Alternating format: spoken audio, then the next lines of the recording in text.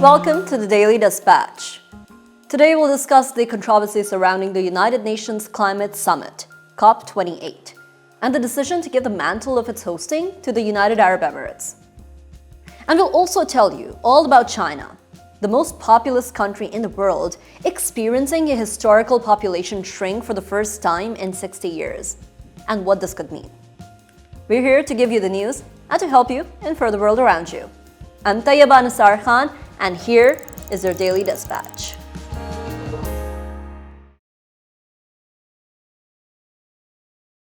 The decision to allow the UAE to host the COP28 United Nations Climate Summit at the end of this year is stirring up controversy, with some calling out the inherent contradiction with the UAE playing host to a climate summit when it happens to be one of the biggest exporters of fossil fuel, while others have hailed the decision, claiming that UAE's experience both in oil production as well as in renewable energy will help create a pragmatic balance between energy security and cutting of greenhouse gases emissions.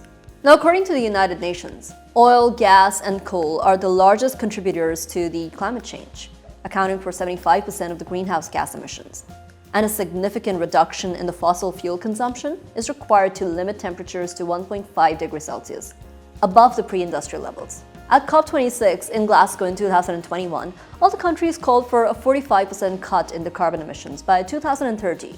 Now, climate activists claim that COP28 will give significant space for the fossil fuel lobby to shape decisions and policies which have planetary consequences, especially at a time when some states, especially in Europe, have reverted back to increasing their traditional means of energy production by reopening their coal plants in the face of global supply disruptions, while other states, such as UAE, plan to increase their investments in the fossil fuels to meet their growing energy demands.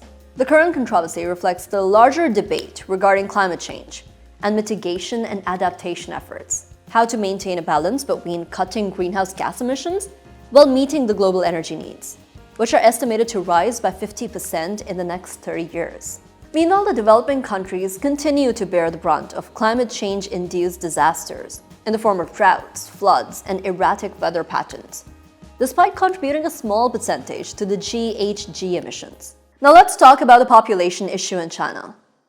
For the very first time since 1961, China's population has historically dropped to its lowest by 850,000 in 2022 from the earlier year, entering into an era of negative population and bringing China to the hem of stepping down as a country with the largest population.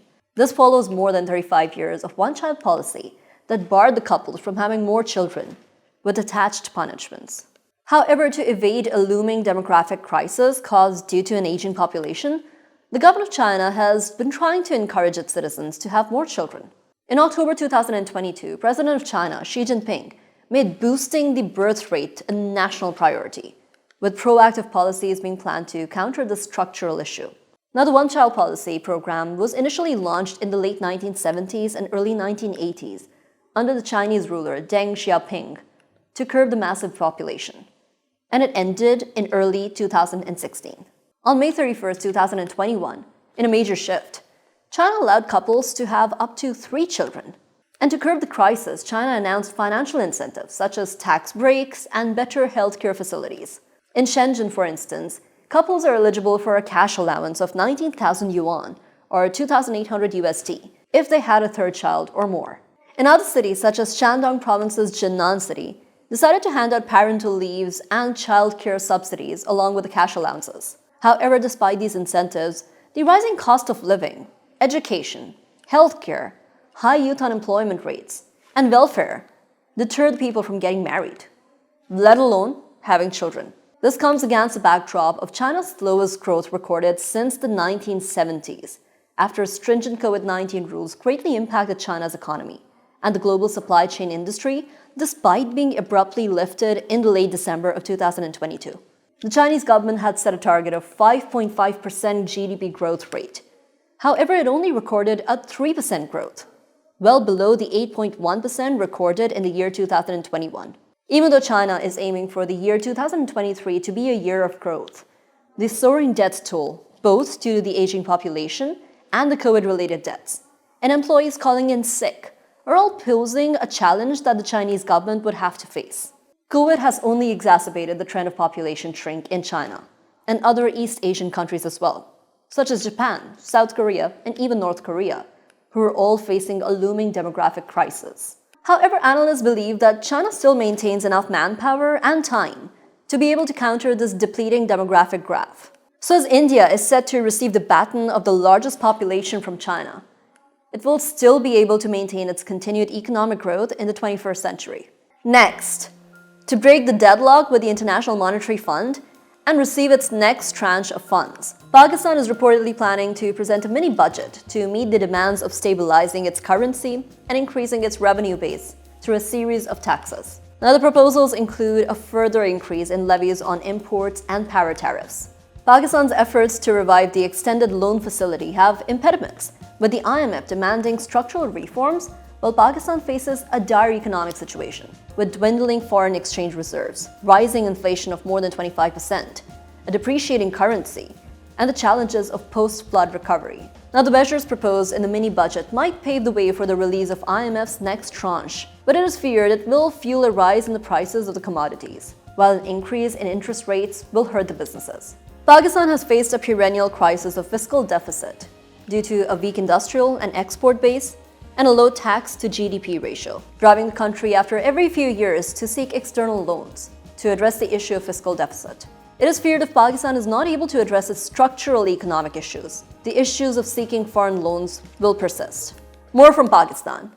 Islamabad is reportedly engaged in quiet diplomacy with the Afghan Taliban to address the threat of the Tehreek-e-Taliban Pakistan. Last year, Afghan Taliban facilitated talks between the Pakistan state and the TTP, leading to a mutual ceasefire agreement. However, the TTP unilaterally withdrew from the ceasefire agreement in November last year, blaming the government for carrying out attacks against the organization and not releasing the prisoners. The Pakistani state, on the contrary, has blamed the TTP for refusing to show flexibility on key demands, like relinquishing the militant activities, accepting Pakistan's constitution, and dropping the demand for the reversal of the ex-Fatah's merger. 2022 was one of the bloodiest years for Pakistan. Violence increased by 50% across Pakistan. Moreover, more than 30 people were killed, including 23 security personnel, in the border attacks with Afghanistan, prompting Pakistan to call for a meeting of the National Security Committee. Now, Pakistan has blamed TTP for having militant bases across the border in Afghanistan and asked the Afghan Taliban to take action against them. However, the Afghan Taliban has denied these charges, calling TTP Pakistan's internal issue. And lastly, climate change is real. It is equally and disastrously targeting both the developing states and the developed countries of the world, such as the United States. California has witnessed the most deadly rainstorm in its history, as of 9 consecutive rainstorms that drowned the state since December 26, 2022, have finally faded, after killing at least 20 people and putting 8 million people under floods. Now, the US President Joe Biden earlier issued an emergency declaration on January the 8th, authorizing federal aid and support for 3 Californian cities, Sacramento, Santa Cruz, and Merced, and will now survey the damage as well. In 16 days, many areas of California saw 50 to 70% more precipitation than they would receive in an entire year, overwhelming the grounds. San Francisco has recorded its top 15 wettest winters to have ever been recorded. Despite the massive rainstorms, the US drought monitors still showed the state under severe or moderate drought conditions. The impact of climate change continues to wreak havoc across the world. High temperatures, irregular and severe rainfalls, and wildfires, among the other climate-related issues, are all becoming a common feature in the United States and the world over, which cause flooding and landslides, destroying homes, businesses, and communities, and costing billions of dollars worth of damage. That's all, folks. We'd be happy to receive your feedback and suggestions. We'll be back tomorrow with more bite-sized news that keeps you up to date with what's going on in the country, the region, and the globe. I'm Tayyaba Nisar Khan, and this was your Daily Dispatch.